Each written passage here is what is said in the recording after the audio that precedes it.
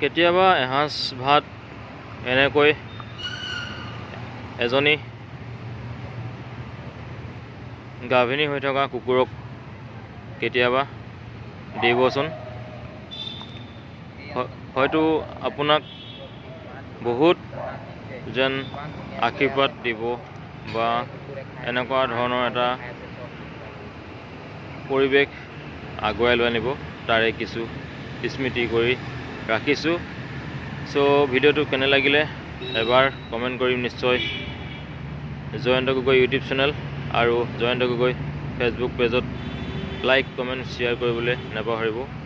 গতিকে আজিলৈ ভিডিঅ'টো ইমানেই যে কেতিয়াবা এসাঁজ ভাত এজনী গাভিনী হৈ থকা কুকুৰক দিব, তেতিয়া গম পাব পৃথিৱীখনত কিমান কষ্ট ভুগিব লাগে।